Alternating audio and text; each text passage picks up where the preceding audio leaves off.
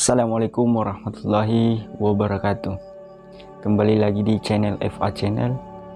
Jadi kali ini saya akan membahas tentang pemuda dalam pembangunan daerah.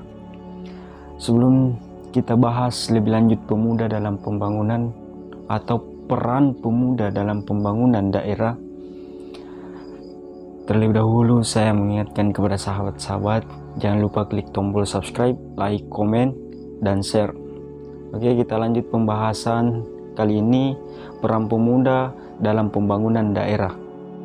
Oke, peran pemuda dalam pembangunan daerah itu pelimpahan wewenang pemerintah pusat kepada pemerintah daerah, atau biasa kita kenal dengan otonomi daerah. Tentunya memberikan pengaruh terhadap masyarakat kelas atas, masyarakat kelas menengah, dan masyarakat kelas bawah.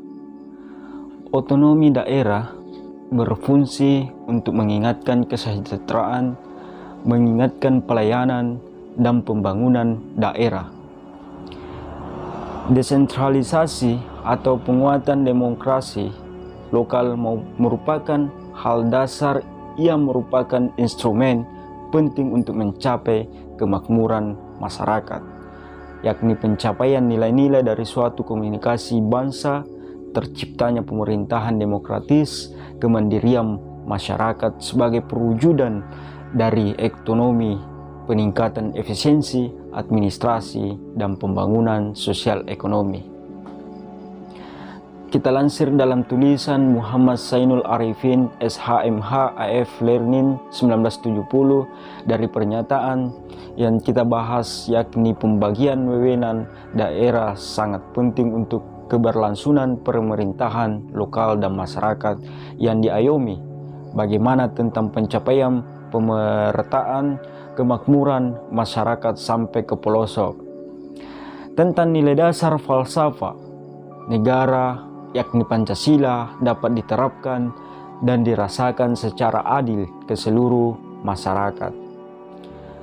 Tentang memberikan kesempatan untuk kemandirian daerah dalam menghidupkan daerahnya masing dalam kebijakan-kebijakan yang diambil agar tidak terciptanya ketimpangan sosial dan menjadikan daerah yang demokratis.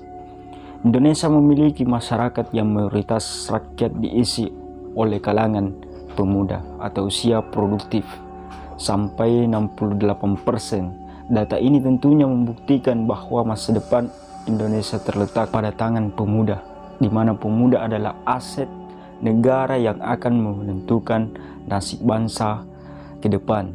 Sebagaimana yang dikatakan oleh Insinyur Soekarno, proklamator RI, berikan saya 10 pemuda, maka akan aku guncangkan dunia.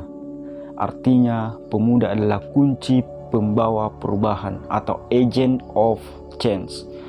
Apabila generasi muda suatu bangsa berkualitas, maka tentunya akan berdampak baik untuk negara kita itu sendiri. Kata aset di sini bukan berarti pemuda sebagai objek, tetapi sebagai subjek.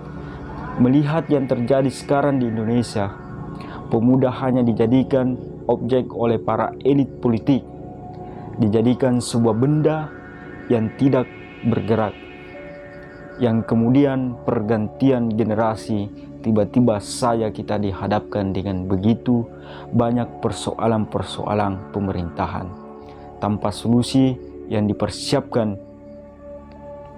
Pemuda sebagai generasi muda seharusnya sejak dini dibimbing dan dididik, dipersiapkan secara matang agar kelak pemuda mampu memimpin dan membangun negara. Besarnya tanggung jawab dan tugas dari pemuda, sehingga harus mempersiapkan diri untuk melanjutkan pembangunan bangsa. Pemuda dituntut untuk berpartisipasi dalam pembangunan daerah.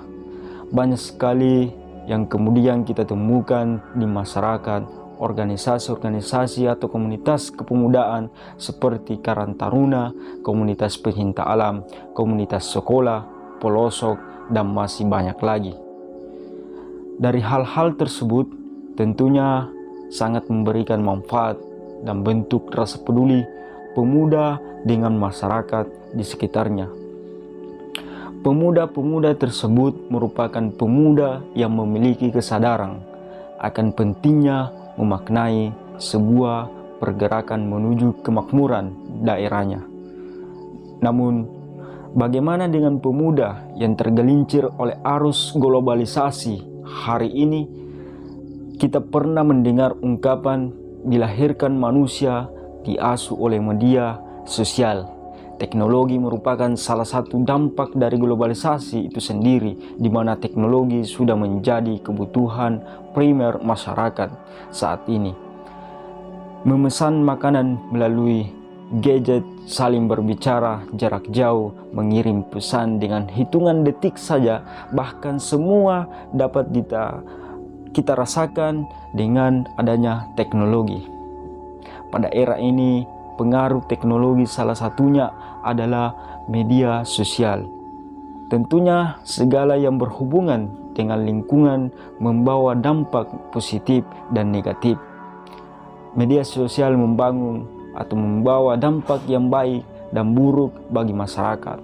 Dampak baiknya kita dapat menjalankan pemasaran atau secara luas ke penjuru wilayah Indonesia, bahkan dunia dengan hitungan menit saja.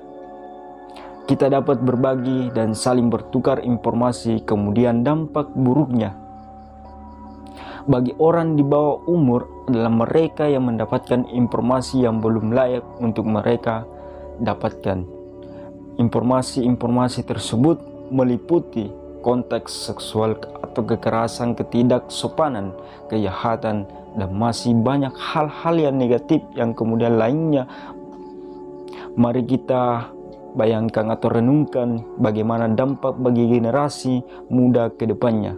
Bukannya menjadi pemuda yang berintelektual, malah menjadi sampah masyarakat.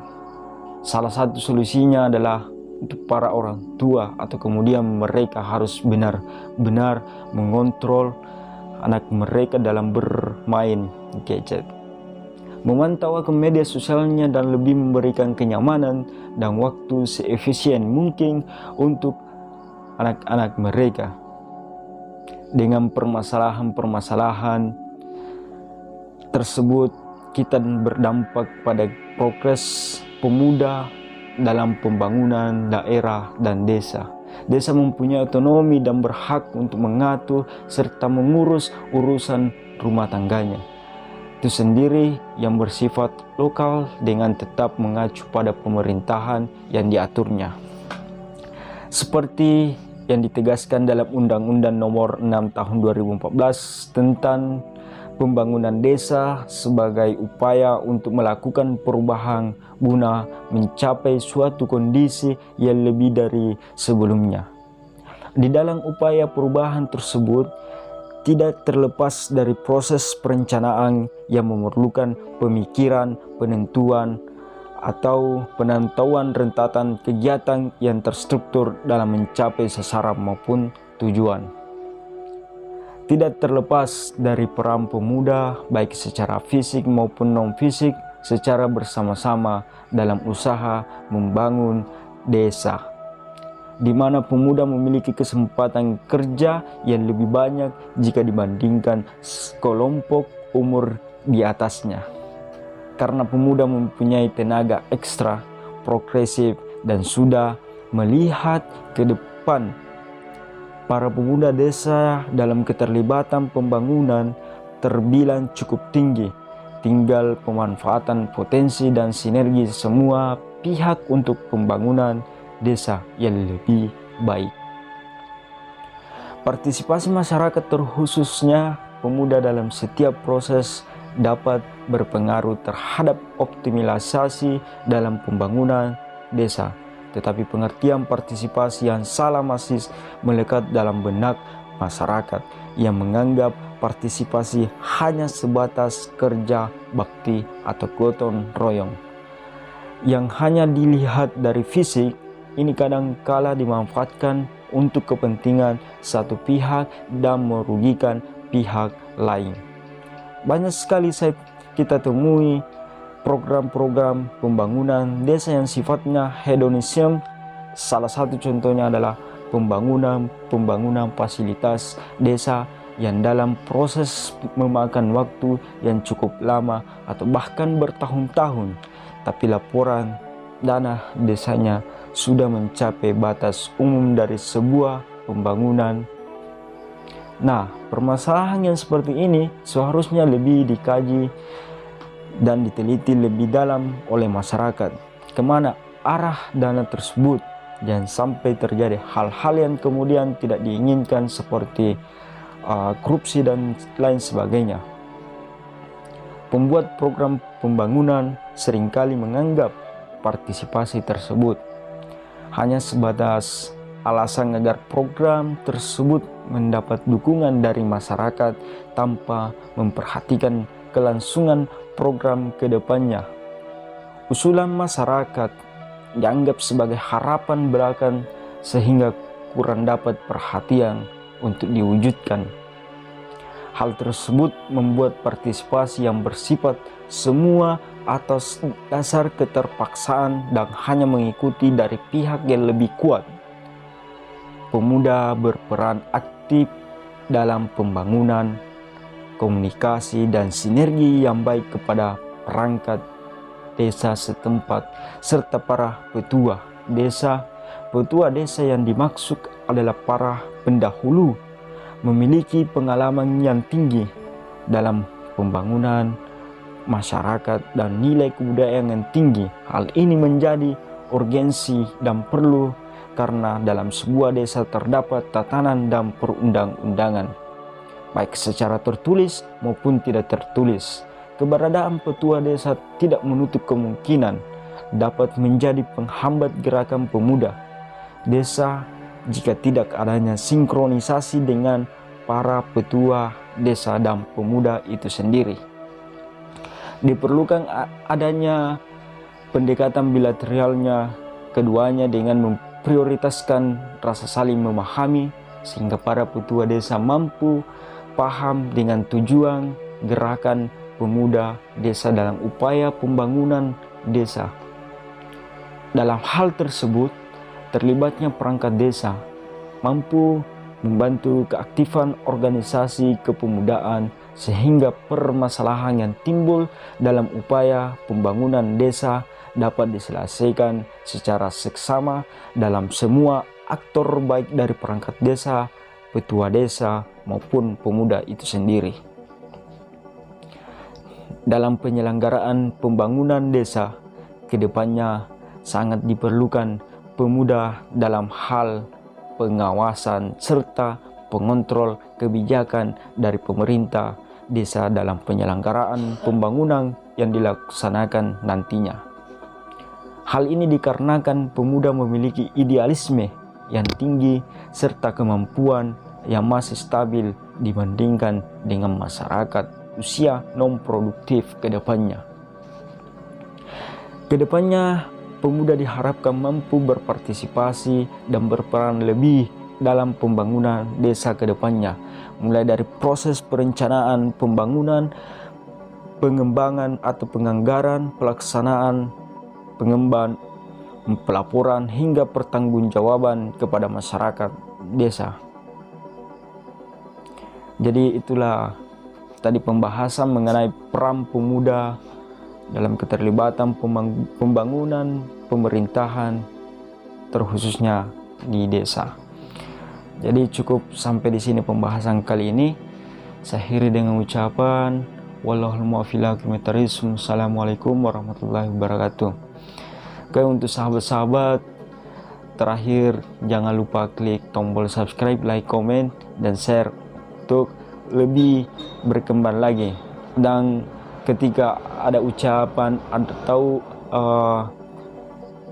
ucapan yang kurang berkenan dalam hati, mohon dimaafkan. Dan kami butuh kritikan dan saran kepada sahabat-sahabat untuk membangun channel kami. Oke, terima kasih.